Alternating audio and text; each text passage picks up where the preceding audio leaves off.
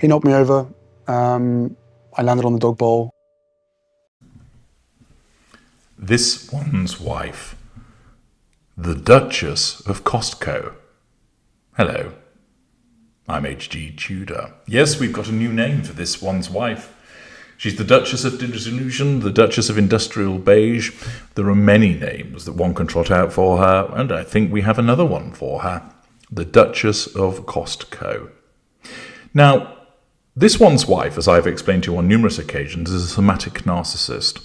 That means that her narcissism guides her to have certain preferences that matter to her. So that means appearances are important. That means that she wants to look glamorous and beautiful. She doesn't always succeed, but I've explained separately why that is. She's motivated by money. Money is invariably a huge, important part of the somatic narcissist's life. They either have lots of it and throw it around, have lots of it and are really tight, don't have any of it and want to get it, don't have any of it and use other people's money, pretend that they've got it and sort of fake it till they make it approach. This one's wife has certainly got money and is burning through it at a rapid rate of knots, if the information that is put out there is to be believed. Appearance is important to her. Money is important to her. She wants to be seen at the glamorous events. She believes that she's Hollywood A-list, even though she isn't. She wants to be seen on the red carpet. She wants to be seen with the fashionable people, the beautiful people, the glamorous people. All of this is linked to her somaticism, which drives her to want those things in order to then persuade her to pursue control and fuel, character traits and residual benefits, through pursuing those somatic elements. She wants to be associated with the cosmetic giants. She wants to be associated with the fashion houses. She wants Givenchy. She wants Yves Saint Laurent. She wants the L'Oreal contracts. She wants all of these things to be something that she has an involvement with. Unfortunately for her, the cosmetic giants and the fashion houses have not been particularly interested in her as a consequence of the fact that they regard her as a problem, that they see her as an individual that is unpopular, toxic, difficult to deal with, and therefore not going to be a good look for their brand.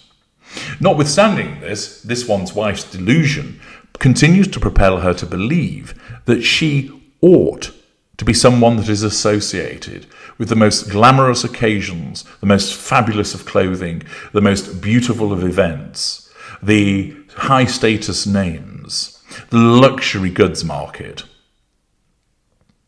What do you think of when you think of Costco? I don't think that you're thinking about high-end goods. I don't think that when you think about Costco, you're thinking high fashion. You're not thinking about expensive jewellery or expensive treatments and potions and lotions. After all, Costco is an American multinational corporation which operates a chain of membership-only big box warehouse club retail stores. It's the third largest retailer in the world and is the world's largest retailer of choice and prime beef, organic foods, rotisserie chicken, and wine. It's ranked number 11 on the Fortune 500 rankings of the largest United States corporations by total revenue. It uses a club warehouse wholesale retailer channel of distribution, while also selling their private label brand directly to customers. So, in a sense, it's about getting discounts. It's a private membership-only discount store, in effect, which you would utilize as a kind of pile it high and sell it cheap. And there are many people, quite understandably, who regard Costco as a great place for them to go and undertake their shopping. However, when you think about what it actually is, you don't think of luxury. You don't think of high-end goods. You don't think of glamorous locations around the world, of models and stunning actors and actresses, etc. You think of practical savings and, as mentioned, it's the largest retailer of choice and prime beef. You might, for instance, be interested to know that Costco's Kirkland signature bath tissue is the warehouse store's top-selling item, with over 1 billion rolls sold annually, due to its affordability and quality. So, in effect, the best-selling item is loo roll. Yes, and the second most popular item is the rotisserie chicken that I mentioned earlier. And here's this one's wife. She appears at the event for the LA Children's Hospital. And where is she pictured? What is she pictured? She's pictured repeatedly wearing the overripe burst tomato lady dress in front of a board which has right next to her head, Costco Wholesale. Yes. This is the woman that thinks that she's all about the luxury, that she thinks that she's about the high-end items, that she thinks that she is this glamorous former actress who's part of the Hollywood set. And what is she doing? She's posing next to a board that has Costco right next to her head. I wonder if anybody advised her that she ought not to pose in front of that, because it wouldn't be a good look for somebody who is trying to court the luxury end of matters, an individual who's trying to be the epitome of style and glamour. I wouldn't be surprised if someone had said to her, you don't want to parade along there and have your picture taken, you're going to end up being beamed around the world with Costco next to your head.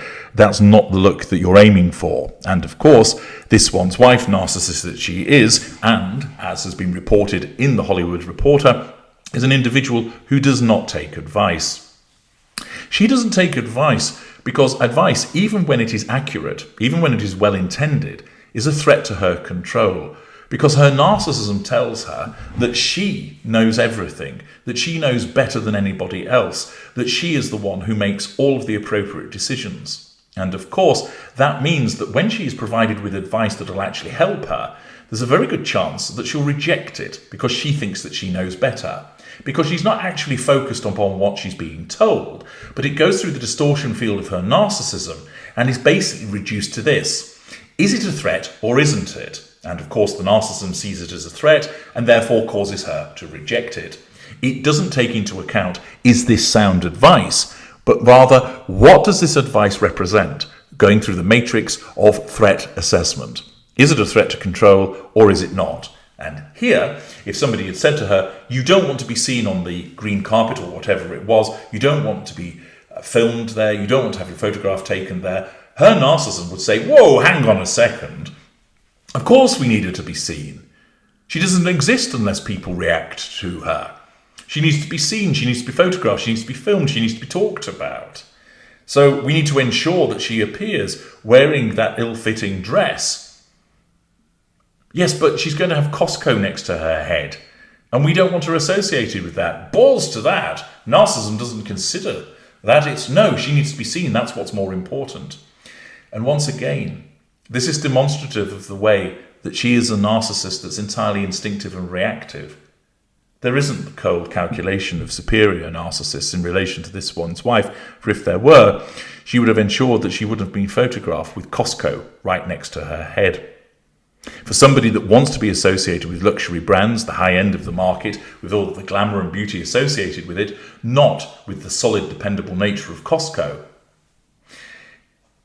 Her narcissism, of course, wants her to be portrayed in that way, but when it comes to the opportunity to be seen and to be talked about, to gather fuel by way of the photographs and people talking about it, that actually then trumps the necessity of being involved in wanting to be this glamorous brand individual.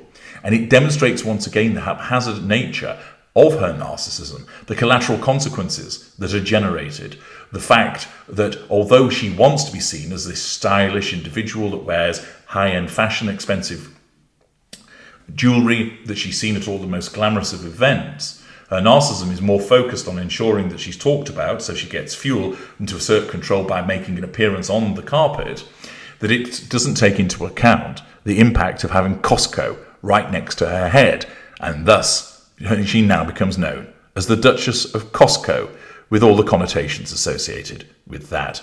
Another excellent example of the collateral consequences of her narcissism and the way that she isn't a calculating individual in the slightest. I'm H.G. Tudor. Thank you for listening.